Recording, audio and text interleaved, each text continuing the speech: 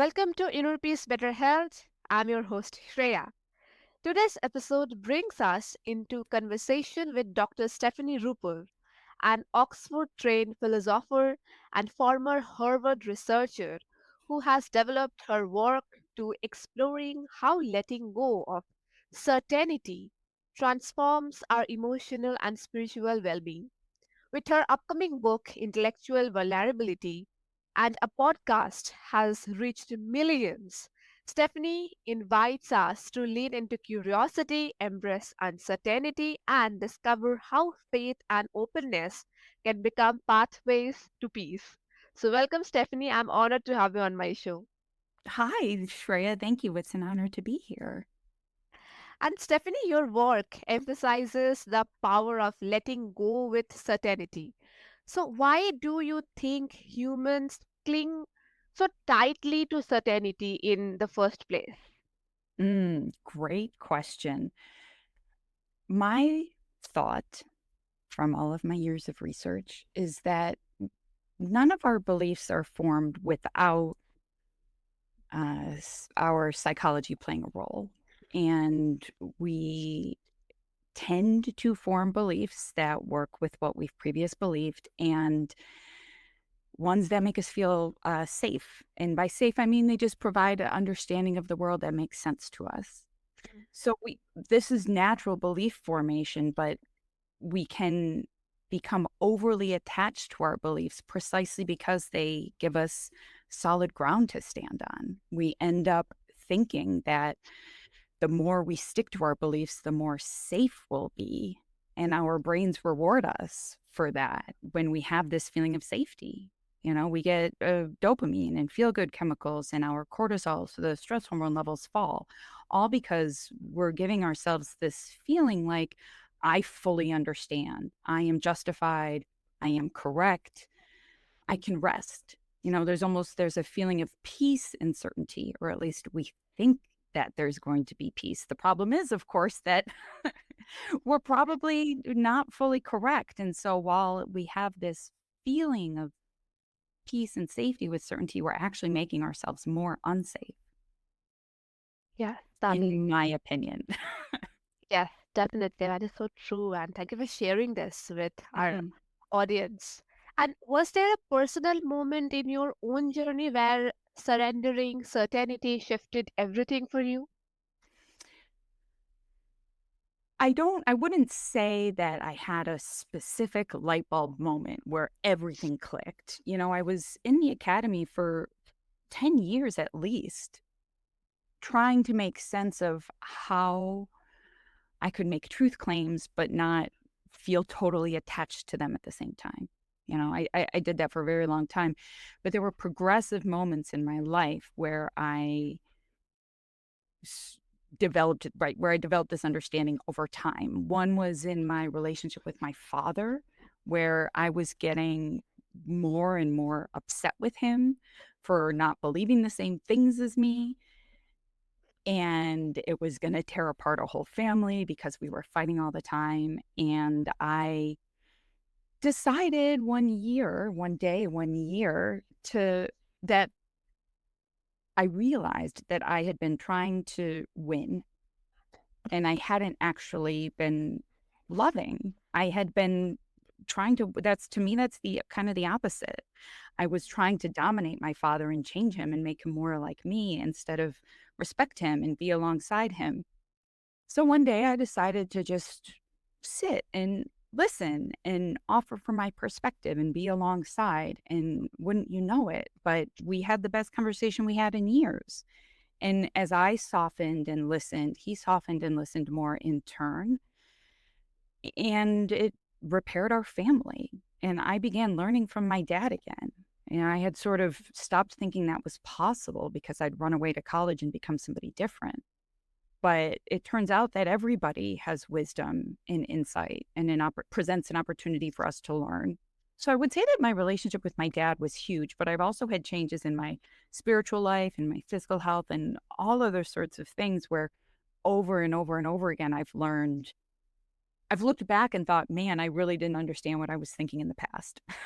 And so I now try to inhabit the present knowing that in the future, I'm going to know a lot more than I do today. So I want to get there faster. The more open I am to change now, the faster I'm going to be able to improve the beliefs I have, which I know are limited. Yes, that is so fascinating because uh, what many of us see as weakness, you frame as strength, and that redefinition feels liberating. And also, like, you bring curiosity into the heart of spiritual exploration. How Mm, does curiosity help us grow instead of leading us into confusion? Thank you. Yeah, I think it's very interesting because, especially with spiritual beliefs, we get very emotionally attached to what we think. And that's because that's for a lot of reasons. These beliefs are really important to us. And if we change them, we change who we are.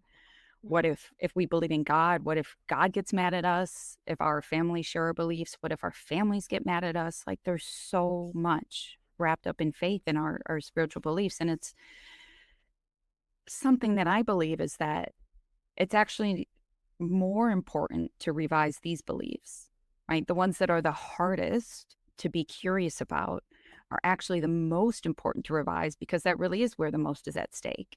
And we have the most opportunity to help ourselves if we improve what we think.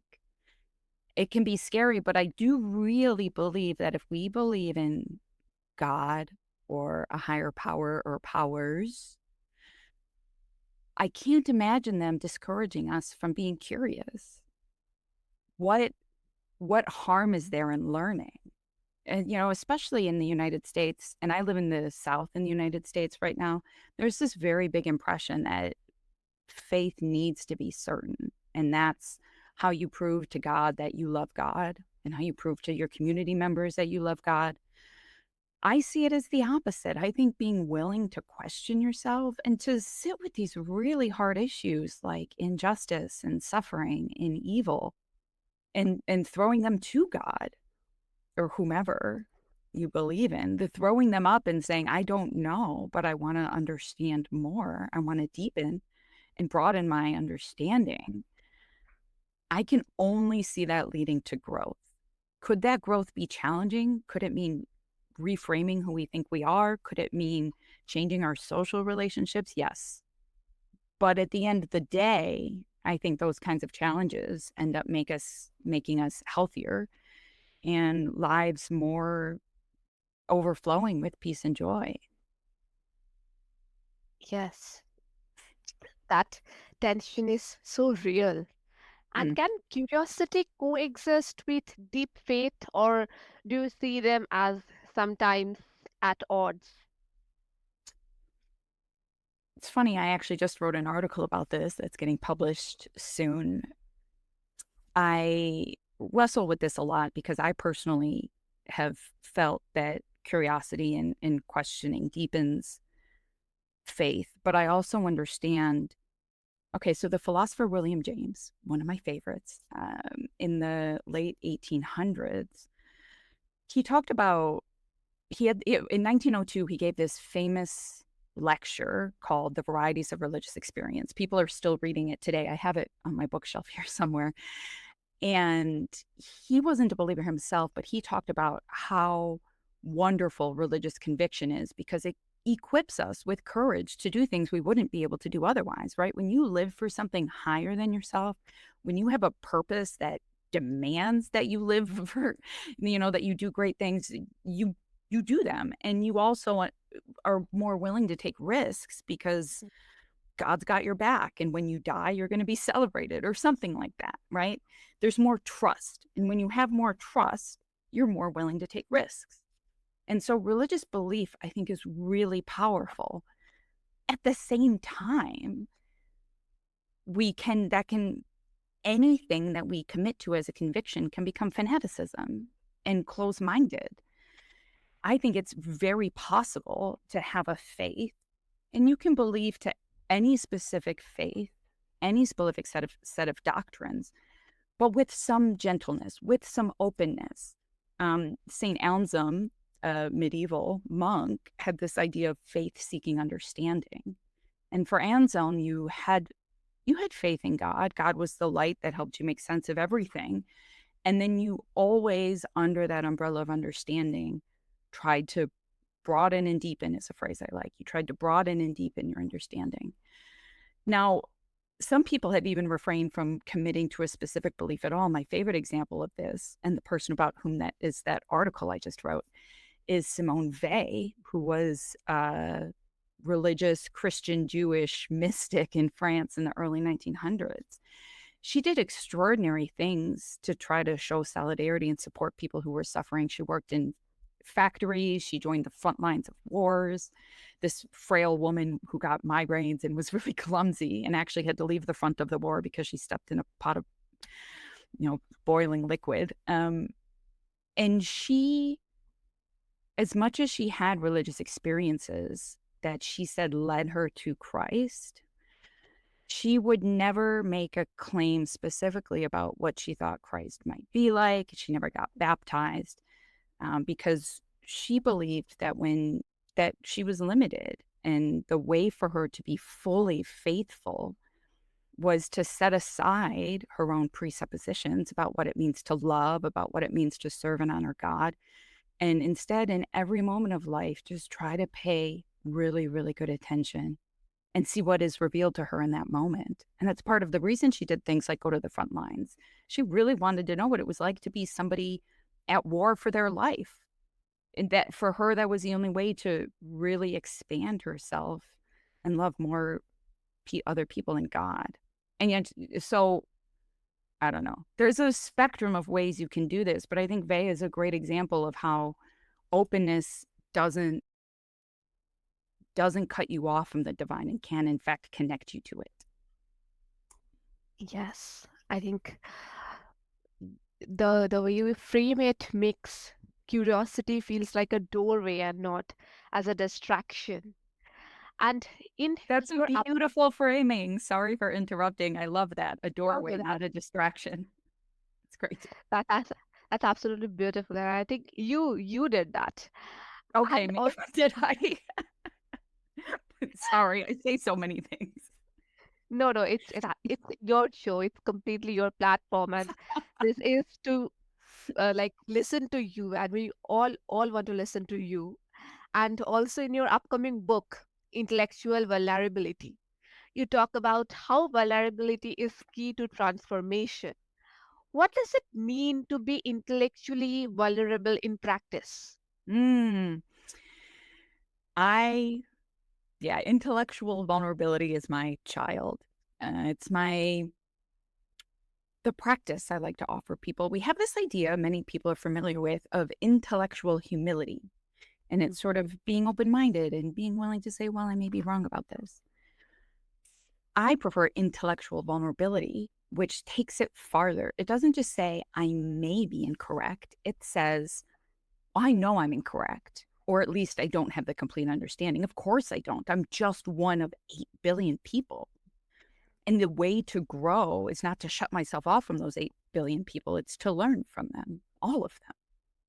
I think there's something to be learned from everybody. It doesn't matter what they think, how educated they are. You can learn about what it means to be human, a specific human, from talking to them. So that's step one. It's saying, I know that my understanding is incomplete. And then it says, please help me grow my understanding. Given that my understanding is incomplete, what am I missing? Can you help me grow? And that is a way of orienting to the world that's constantly opening. And this doesn't mean you don't form beliefs. You have to form beliefs. We have to believe stuff in order to get through the day, to go to work, to raise children, to make decisions. You have to believe things. But I prefer to think of beliefs as all of my beliefs are hypotheses presently being tested. And I'm not just open to, but eager to revise them. And so I'm staying alert and aware all the time for signals that one of my hypotheses that's in play, one of my beliefs, could use some revision. And so that could happen when I'm talking to somebody at a supermarket, like a stranger in line, or I see somebody's shirt that's got a weird question on it, or I meet somebody who I instinctively think, might have a certain opinion, but it turns out they have a different one. Like all of these different kinds of things as you go through life, or clicking through articles or scrolling on social media. Another important piece of this is the idea that discomfort with other ideas doesn't mean they're necessarily wrong. It means they make us uncomfortable. And that's an opportunity to get curious about why. It could be that they're genuinely wrong, but it's also true that it's because we don't like them. And maybe if we understood more, it wouldn't make us so uncomfortable. You don't have to agree with every belief to understand it better. I know plenty of people with opinions I have that I don't agree with, that in a former life, years ago, would have made me really uncomfortable. And now I'm like, all right, cool. Fine. You believe that. Okay. It's not really my job to change you. I can offer from my perspective. But then what anybody does with that is up to them, I think. Um, and then I just sort of wonder what I can learn from this moment where I felt uncomfortable. Yeah, so to me, it's a really freeing way to be. I don't have to have all the answers. There's real relief in that. And then I can just keep learning and growing. I get to keep expanding my understanding while at the same time keep learning. To me, that's the ideal position to be in. And so far, it's panning out for me pretty well, I think. Yes, I love that because it turns dialogue from debate into discovery, and that changes everything. And also, how can someone begin cultivating that in everyday conversations where people often fear being wrong? Yeah, I think the answer to this is the answer to a lot of things, which is start with curiosity. Start by observing yourself and noticing. If you feel anger underneath that, there's probably fear somewhere. Fear of losing your standing or of possibly being wrong or your sacred values being attacked. We all have certain beliefs that we feel really, really passionately about. And that's when they get attacked, we can feel attacked, right? Because we identify with them, we consider them a part of us. And that's okay. And it's also okay that other people have other things. Intellectual vulnerability is ultimately about like things being okay and releasing control, doing your best. And so when every day you can watch yourself, and when you start to feel negative emotions, whatever they may be, anger, outrage, disgust, fear, pause and get curious about why that's happening in you. I think it's also really good to assume that the person you're talking to doesn't mean to hurt you. Most people assume nowadays that people who have different opinions from them are out to they're like evil or stupid. You shouldn't listen and they're hurting me on purpose. They're not.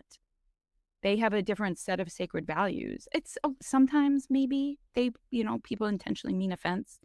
And in that case, I recommend drawing a firm boundary and getting out of there, right? Like you don't have to be a part of that conversation.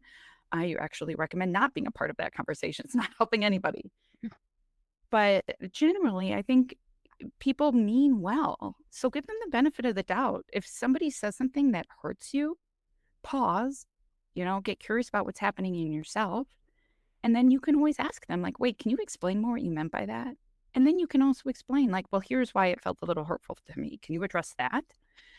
And that makes it a conversation and not a war. So much of our discourse these days is a war because it feels like there's so much at stake.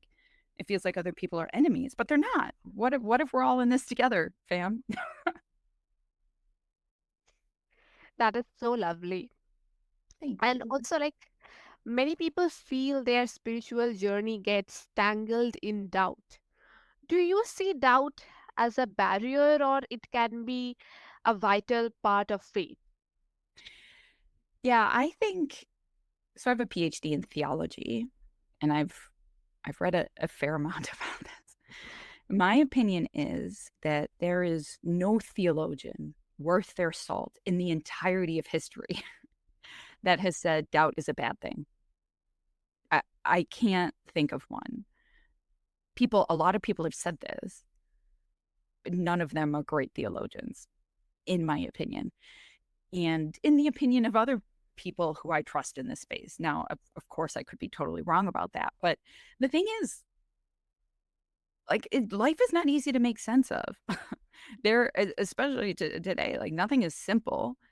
We have tons of conflicting spiritual narratives, tons of philosophical options. We've got science, we've got capitalism, we've got consumerism, we've got all these distractions and sources of confusion. It's hard to know what's real, what news sources to trust, what ministers to trust, what sacred texts to trust. Like, how do you know? um, and that's okay. It's human to doubt, and I see doubt as, the philosopher John Dewey, another one of my favorites. He said the ability to sit in doubt is maybe the most important ability for education, because doubt is the feeling we have when our beliefs are unsettled.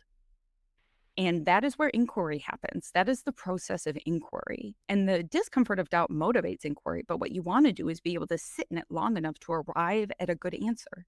And then, of course, to be willing to revise that answer and jump into the whole process over again. A lot of the problem these days is people are so uncomfortable, feel so unsafe, that when they feel some doubt, they just shut it off. They finish the inquiry immediately, leap to conclusions without staying open and exploring all the answers. So I think doubt is really the feeling of being on the way. And we can change that from being painful to being something we celebrate if we understand that the process of being on the way is really all there is. And that's kind of how I feel. And think. Lots of training. Um, yeah. What do you think? Yes, that perspective reframes doubt as companion, not as an enemy. And Mm. you have spoken about emotional health being tied to our spiritual mindset. What is one small practice of curiosity or openness that can bring people more peace right now? Hmm. That's a great question. I think there's a lot of answers to this. The one that I'm going to offer is to pause in any moment when you encounter a belief, a spiritual belief, a political belief, a spiritual belief that feels kind of uncomfortable, and ask yourself, why might somebody else think this? And you could ask them if you have the opportunity, if they're your friend, if they're your family member, son, daughter, mother, father, if there's somebody in your church group, in your spiritual group, you could ask. But if you don't know, you could do some reading. Artificial intelligence has like some great resources for offering answers to this sort of thing. And that can help you because it won't necessarily change your beliefs. It could, and definitely for the better. I think anytime we change our beliefs, it's for the better. It usually, because it means we're growing. And if we stay open, we'll keep growing. Maybe in one specific moment, we won't move towards truth, but I think overall, if we stay open, we will. And so it can help you grow in your own beliefs, but it can also help you understand other people, how to talk to other people, how to feel less like they're threats to you. If you can understand where somebody is coming from, then you remove this bogeyman element of them being this big threat to you. And you sort of end up more like friends, more like people who are holding hands, walking towards truth together. And it helps make the world a little bit less lonely, I think. Yeah, that is so, so true. And that feels like such an accessible step. It makes openness something we can actually live, not just think about. And this is a wonderful conversation with you. And if after this my listeners want to connect with you, then what's the best way? You can find me on most social media platforms, Instagram, Facebook, and Twitter at Stefani Ruper. And you will find there links to my Substack, which is a weekly essay series where I explore these topics. That's stephanieruper.substack.com. But if you just go to the socials, then you can get to it. And something that's really fun about joining me on those platforms is that no matter what you say, I'm going to listen to it and I'm going to, like it's a genuine conversational space that I'm trying to create here where people who are different listen to and respect each other. Funny that Yeah. that's unusual these days, but it is.